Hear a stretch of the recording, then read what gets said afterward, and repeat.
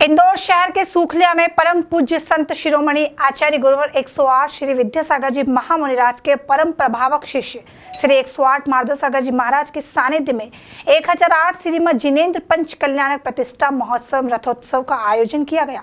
यह आयोजन 22 नवंबर से 27 नवंबर तक श्री कनकेश्वरी देवी गार्डन में आयोजित किया गया, जिसमें भगवान आदिनाथ और नवनिर्मित वेदी प्रतिष्ठा की प्राण प्रतिष्ठा का आयोजन किया गया, जिसमें गजरत महोत्सव और विश्व शांति महायज्ञ का भी आयोजन किया जाएगा। पंचकल्याणक के दौरान सभी जिन प्रतिमाओं पर सूर मंत्र मुनि माधव सागर जी महाराज द्वारा किया जाएगा, जिससे यह प्रतिमाएं प्रतिष्ठित होकर पूजनीय हो जाएगी। पाषाण से भगवान बनने के अनूठे कार्यक्रम को लेकर जैन समाज में खासा उत्सव है।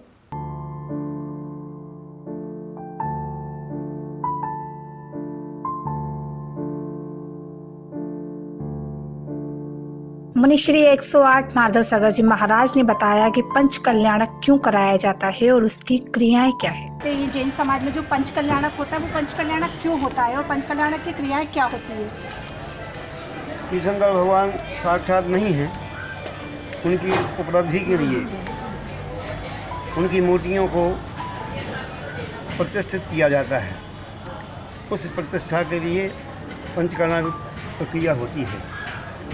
पाषाण से भगवान बनाने की प्रक्रिया दिगंबर जैन धर्म में ही विशेष रूप से पाई जाती है और यह जो है भगवान के पूरे चरित्र को बता करके आदमी के चरित्र को सुधारने में कारण होती है।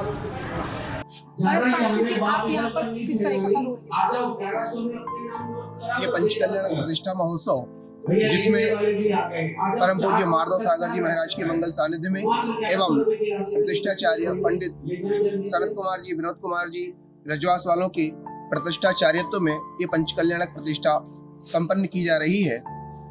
मैं सहायक प्रतिष्ठाचार्य के रूप में यहाँ इस पंचकल्याणक प्रतिष्ठा में सहयोग कर रहा हूँ। जैन धर्म में क्या है, जैन गुरु क्या है, जैन गुरु की चर्या क्या है, तो आप इसको किस तरह से समझाएं? जैन दर्शन पूर्ण रूप से साइंटिफिक है। यदि हम गुरु की चर्चा करें तो गुरु का महत्व हमारे पर्यावरण को लेकर के या हमारी जितनी भी जीवन शैली है उन सभी में सर्वश्रेष्ठ यदि कोई प्रतीक रूप है तो वे दिगंबर जैन गुरु हैं। आज जो हमारे जीवन में सबसे बड़ी समस्या हम जिनका सामना कर रहे हैं, चाहे वह प्रदूषण की हो, चाहे वो पर्यावरण से संबंधित कोई भी समस्या हो, या अभी वर्तमान में जो महामारी चल रही है कोरोना महामारी, उससे संबंधित भी जितनी भी समस्याएं आज हमारे बीच में है, उन सभी से यदि अछूता कोई है तो वह दिगंबर तो है, वह दिगंबर गुरु है जिनने जो मार्ग प्रदर्शित किया है उस मार्ग पर यदि हम चलते हैं तो पर्यावरण संरक्षण, जल संरक्षण और वायु प्रदूषण, इन जितने भी प्रदूषणों की हम चर्चा करते हैं इन सबसे हम दूर हैं। और जो महामारी की जो चर्चा है, महामुनियों ने जो मार्ग प्रदर्शित किया है, जिस प्रकार की आराधना, जिस प्रकार से अपने विचारों से अपने आत्मा को, अंतरंग को जो पवित्र करने की जो बात उन्होंने कही, जो मार्गदर्शन उन्होंने दिया है, वह वास्तव में इन सभी महामारियों से दूर रखने में हमें सहयोग प्रदान करता है। संत शिरोमणि 108 आचार्य गुरु विद्यासागर जी के शिष्य संतोष भैया जी से हम बात करेंगे और जानेंगे पंच कल्याणक की क्रियाएं और विधि। पंच कल्याणक जो है ये 6 दिन का होता है।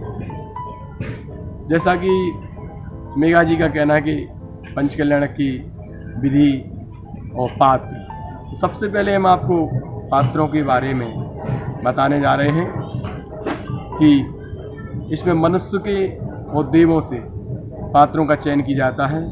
देवों की स्थापना की जाती है मंत्र के द्वारा, जैसे प्रथम स्वर्ग का सौधर्मिंद्र, ईशानंद, शांत कुमारेंद्र, महेंद्रेंद्र, धनकुबीर, यज्ञनायक, महामंडलेश्वर, मंडलेश्वर, सामान इंद्र, भरत, बाहुबली और भगवान के माता पिता, ये पात्र मुख्य पात्र हुआ करते हैं। राजा श्रेयांश, तो जो स्वर्गों के इंद्र होते हैं उनको स्वर्गों की स्थापना की जाती है, देवों की स्थापना की। जो मनुष्य होते हैं उनकी भी उन पद के अनुसार उनकी स्थापना की जाती है।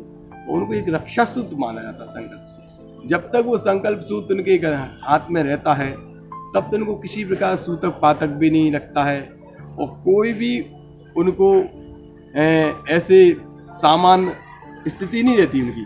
उनको प्रत्येक नियमों का पालन करना था, बाल ब्रह्मचर्य का पालन करना पड़ता, जैसा कि और अभक्ष का त्याग करते हैं, एक टाइम भोजन करते हैं और शुद्धि से का पूरा ध्यान रखते हैं, वस्त्रों की शुद्धि रखते हैं। हर प्रकार से उनकी क्रियाएं जो प्रतिष्ठाचार के द्वारा उन्हें बताई जाती हैं, उनका वो भली भांति सावधानी पूर्वक पालन करते हैं। और वो इस प्रकार से आपके पात्र होते हैं और सामान्य इंद्र भी बनाए जाते हैं। इसमें प्रतिष्ठाचार्य रहते हैं, सह प्रतिष्ठाचार्य भी रहते हैं, संगीतकार भी रहते हैं, मंच वाले रहते हैं। अब आपको दूसरा बोला था इनने कि यहाँ पर किस प्रकार से कितने दिन पंचकल्याण चलता है। जैन व्रती हो, त्यागी हो या मुनि हो, उनकी साधना बहुत कठोर होती है। वो अपने पास न किसी प्रकार का वस्त्र, न किसी प्रकार की वस्तु, न किसी भोग की सामग्री को रखते हैं। जैन संतों को विशेष रूप का दर्जा दिया गया है। तो मेरा सवाल ये है कि आप इस नियम को कैसे पालते हैं? क्या आपको कभी नहीं लगता है कि हमें भी ये सामग्री रखनी? हमने जैन धर्म में ये भी देखा है कि जो व्रती त्यागी होते हैं वो भी ब्रह्मचर्य व्रत का पालन करते हुए, सफ़ेद वस्त्र को धारण करते हुए एक यात्रा की ओर निकल जाते हैं। तो इस धर्म को पालन कैसे करते हैं? इसमें कितनी कठिनाइयाँ होती है, क्या सुनना पड़ता है? और ये राग से वैराग्य तक का जो रास्ता है वो आप कैसे तय करते हैं? आपका प्रश्न बहुत सही है। कई लोगों के मन में इस प्रश्न के समाधान के लिए मन करता है। आपने एक गीत तो सुना ही होगा रविंद्र का, जीवन के किसी भी पल में वैराग्य उपज सकता है, संसार में रहकर प्राणी संसार को तज सकता है। तो ये जो लाइनें हैं, बिना वैराग्य के कोई कारण बनता ही नहीं है। जब तक वैराग्य का निमित्त मिलता है और वैराग्य नहीं होता है, वर्तमान पुरुषार्थ नहीं होता, तब तक व्यक्ति कुछ भी नहीं कर सकता है। तो पूर्व में की गई तपस्या भावना, एक बार नहीं कई बार, कई जन्मों से भाई हुई भावना, दिगंबरत की भावना, मोक्ष प्राप्त करने की भावना, सच्चे सुख की भावना, सिद्धत की भावना, सच्चे सुख की प्राप्ति के लिए जो पुरुषार्थ किया है, भावना भाई जाती है, वो एक ना एक दिन पूरी होती है। हमको दिखता है कि आज ये मुनि बन गए हैं। इनने कैसे इतना अखंड ब्रह्मचर्य व्रत का पालन हुआ, मृगंत एक बार आहार लेना, 24 घंटे में अंतराय पालन करना, कोई वस्त्र नहीं लेना, किसी प्रकार का परिग्रह नहीं रखना, और पद विहारी और कर पात्री भोजन कैसे करते हो? सबका सब कहते पूर्व की भाई हुई भावना, काम करती पूर्व की साधना और वर्तमान में भी साधना, क्योंकि उनके सामने उनके आदर्श हैं।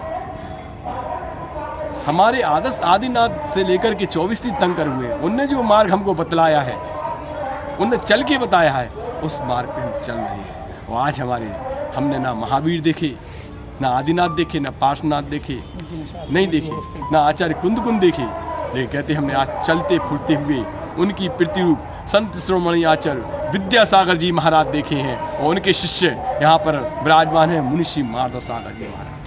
शांति महायज्ञ गजब महोत्सव के नाम से ये 7 दिन की प्रक्रिया हमारे यहाँ जैन धर्म दिगंबर जैन परंपरा में चलती है, और यही पंचकल्याण का आज यहाँ चल रहा है। आज हमारा दूसरा दिन है। आज हम देखेंगे कि माता जो है उनको 16 सपने और 56 कुमारी उनकी सेवा करेंगी।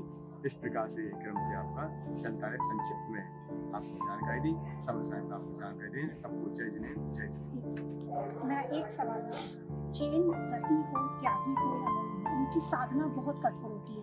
वो अपने पास न किसी प्रकार का वस्त्र, न किसी प्रकार की वस्तु, न किसी भोग की सामग्री को रखते हैं। जैन संतों को विशेष रूप का दर्जा दिया गया है।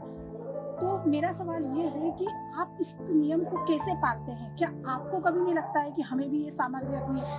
हमने जैन धर्म में ये भी देखा है कि जो व्रती त्यागी होते हैं वो भी ब्रह्मचर्य व्रत का पालन करते हुए, सफेद वस्त्र को धारण करते हुए एक यात्रा की ओर निकल जाते हैं। तो इस धर्म को पालन कैसे करते हैं? इसमें कितनी कठिनाइयाँ होती है, क्या सुनना पड़ता है? और ये राग से वैराग्य तक का जो रास्ता